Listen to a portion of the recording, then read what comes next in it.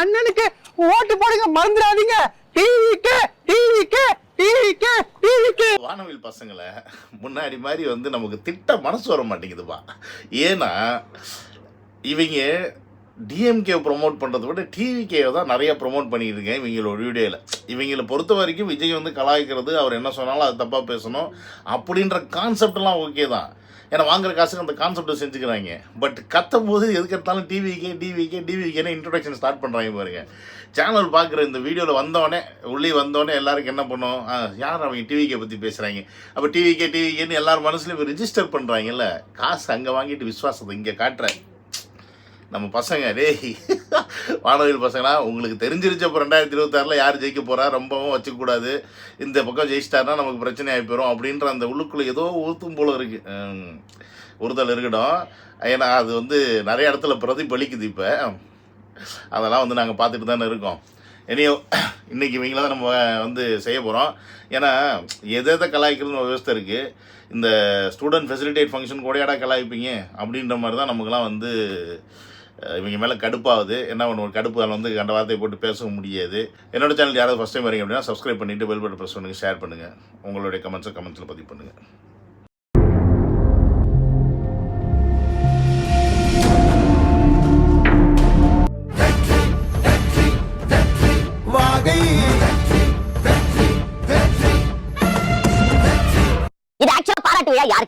யாருக்கு பாராட்டு? மாணவர்களுக்கு, ஸ்டூடண்ட்ஸ். ஆமா, ஆனா அங்க பாராட்டு விழா விஜய்க்குல நடந்திருக்கு. பெரிய விஷயமே என்னன்னா ஸ்டூடண்ட்ஸ கூட மன்னிச்சு விட்டுறலாங்க. அவங்க அம்மா அப்பா பண்ணாங்க பாருங்க comedy. Welcome to Vijay talk and welcome to another video. So எந்த கிளிப்பை நீங்கள் பார்த்துருப்பீங்க. இவங்களை பொறுத்த வரைக்கும் இந்த ஸ்டூடெண்ட் ஃபெசிலிட்டேட் ஃபங்க்ஷனில் இந்த பசங்களை விட பேரண்ட்ஸ் தான் வந்து நிறையா விஜய் அவர்கள் வந்து புகழ்ந்து பேசியிருக்காங்க. இது வந்து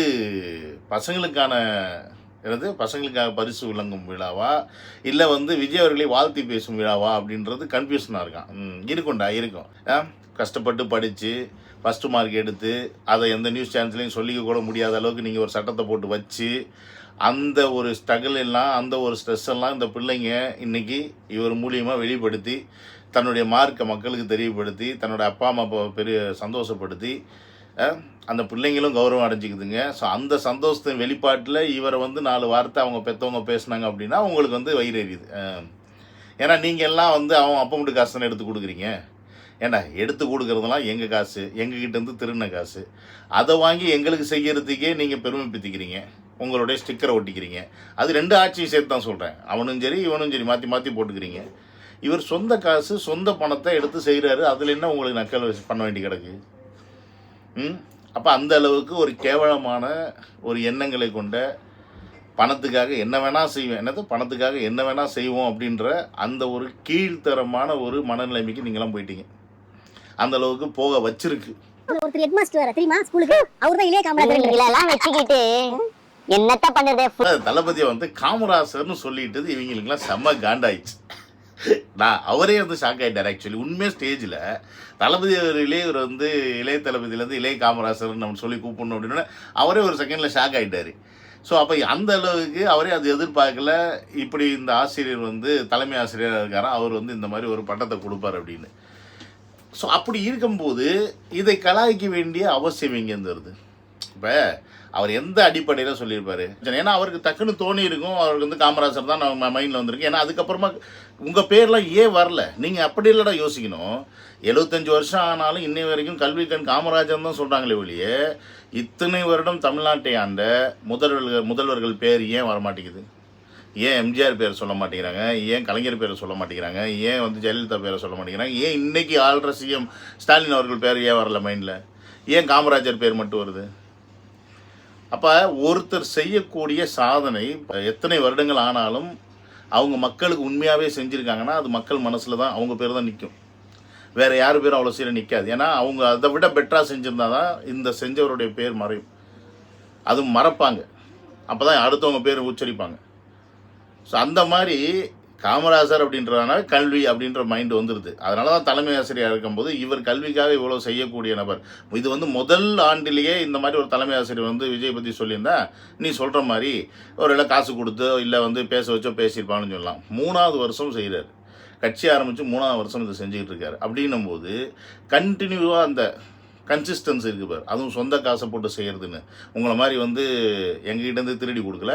அது சொந்த காசை போட்டு செய்கிறனால அவர் அந்த எண்ணத்தில் அவர் சொல்லியிருக்காரு அப்படின்றது தான் நம்ம புரிஞ்சுக்கணும். அதை விட்டுவிட்டு இதை கூட கலாய்க்கிறீங்கன்னா நீங்களாம் இப்போ எவ்வளோ கேவலமான ஆளுங்க. டேய், நீங்கள் அரசியல் நோக்கத்துக்காக தான் இவர் செய்கிறாரு, ஓட்டுக்காக தான் செய்கிறாரு அப்படின்னே நீங்கள் வச்சுக்கோங்களேன். அப்படியே நீங்கள் சொல்லுங்கடா, எனக்கு அதை பற்றி பிரச்சனையே கிடையாது.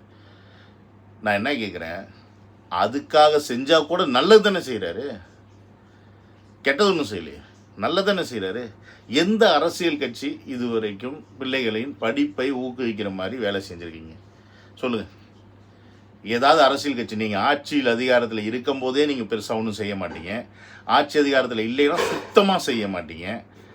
உங்களுடைய கட்சிக்காரங்க கல்யாணத்துக்கு போவீங்க, உங்களோட கட்சிக்காரங்க வேறு ஏதாவது விசேஷத்துக்கு போவீங்க, அந்த மாதிரி வேலைகளுக்குன்னா போவீங்க ஒழிய யாராவது ஒருத்தன் யாராவது ஒரு தலைவர்கள் இப்போ பதவி இல்லாத தலைவர்கள் யாராவது இல்லை பதவியில் இருக்கிறவங்களே வருஷம் வருஷம் இந்த பிள்ளைங்க வந்து 10th +2 பாஸ் ஆகி வர்றாங்கல்ல, ஸோ இவங்களுக்கு ஒரு இந்த மாதிரி ஒரு ஃபெசிலிட்டேட் ஃபங்க்ஷன் நடத்துவோம், இந்த பிள்ளைகளை கூப்பிட்டு பாராட்டு தெரிவிப்போம், இந்த பிள்ளைங்களுக்கு வந்து அதிக மதிப்பெண் எடுத்தது ஊக்குவிப்போம் அப்படின்னு யாராவது பண்ணியிருக்கீங்களா? பண்ணுறவங்கள கேலி பண்ணுவீங்க, கிண்டல் பண்ணுவீங்க.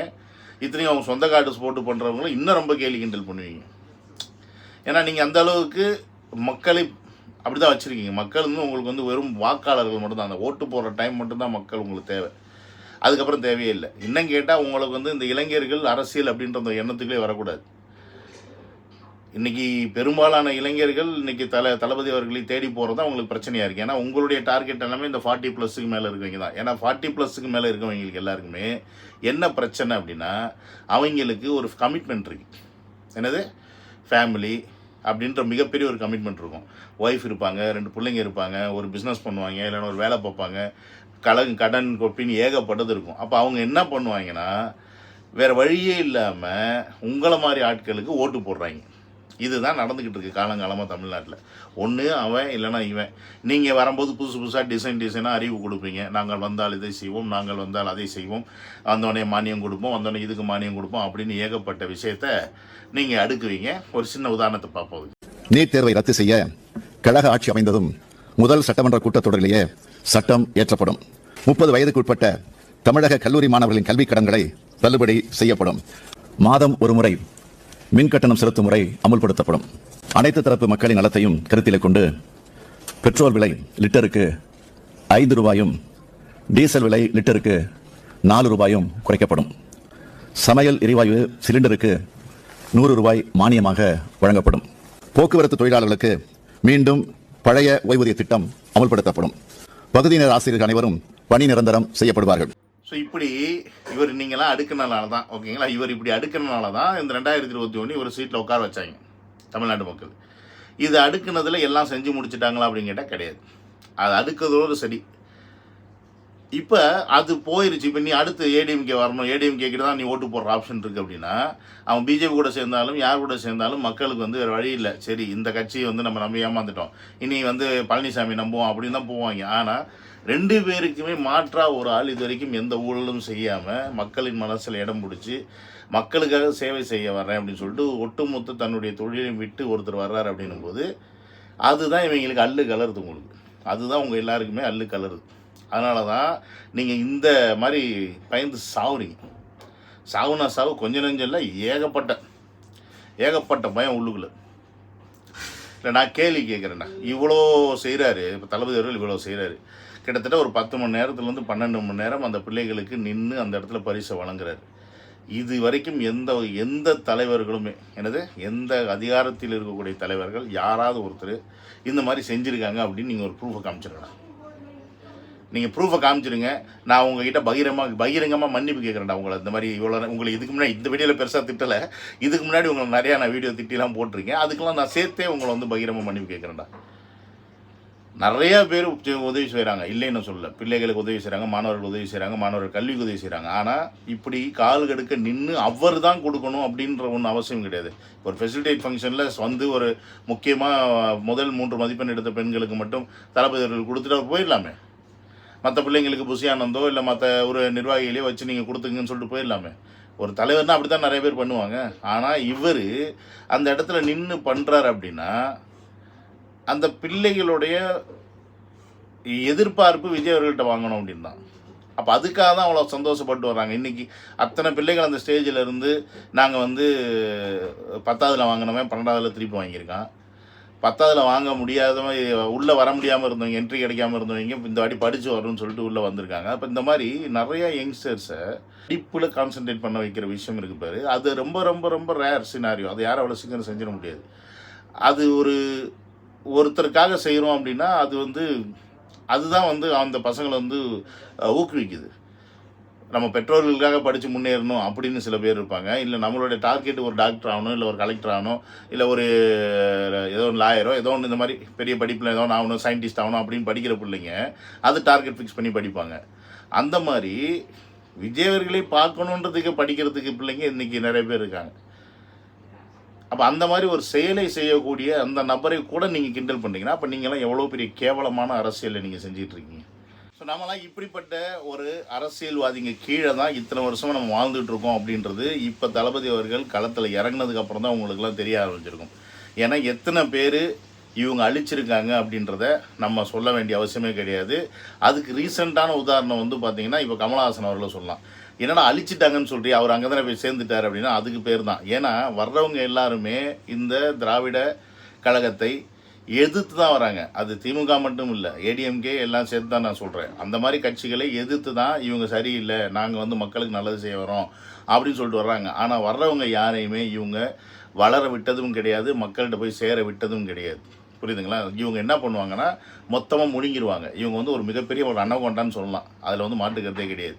அப்படியே முழுங்கி தனக்குள்ளேயே வச்சுப்பாங்க, அழிச்சிருவாங்க, டைஜஸ்ட் பண்ணி போயிடும். ஒன்று அந்த யார் தெம்பாக இறங்கி வந்தாலும் ஒரு வாட்டி அவங்கள ஆட விட்டு பார்ப்பாங்க, 2ஆவது வாட்டி எப்படியாவது உள்ளே தூக்கி வச்சுருவாங்க. அந்த ஒரு வாட்டி சான்ஸ் வந்து நம்ம கொடுத்துட்டோம், யார் வர்றவங்களுக்கு கொடுத்துட்டோம் அப்படின்னா அவங்களால ஒன்றும் பண்ண முடியாது. அதுதான் இங்கே மிஸ் ஆகுது. காமராஜருக்கு அப்புறமா இது வரைக்கும் நம்ம அந்த மாதிரி சான்ஸ்லாம் யாருக்கு கொடுத்தோம் அப்படின்னு பார்த்தோம்னா எம்ஜிஆர் அவர்களுக்கு கொடுத்தோம். ஜெயலலிதா அவர்களையும் வந்து எம்ஜிஆர் அவர்களுடைய இறப்புக்கு அசிங்கப்படுத்துகிறாங்க, அடுத்த வாட்டி அவங்களுக்கு வாய்ப்பு கொடுத்தோம். ஸோ இந்த மாதிரி விஜயகாந்த் அவர்களுக்கும் நம்ம வாய்ப்பு கொடுத்துருக்க வேண்டியது. பட் இவங்க ரொம்ப ஸ்ட்ராங்காக மீடியா வகையில் எல்லாத்துலேயுமே இப்போ இவ்வளோ ஸ்ட்ராங்காக நம்ம வந்து சோஷியல் மீடியா இருக்க இந்த காலகட்டத்திலேயே விஜய் அவர்கள் செய்யக்கூடிய நல்ல விஷயத்தையே வந்து திருச்சி மக்கள்கிட்ட போய் கொண்டு போய் சேர்க்குற வேலையை பார்க்குறாங்க அப்படின்னா அந்த காலகட்டத்தில் எந்த மாதிரியான வேலைகள் செஞ்சுருப்பாங்க அப்படின்றத நீங்களே முடிவு பண்ணிக்கிங்க. ஸோ அப்போ அந்த அளவுக்கு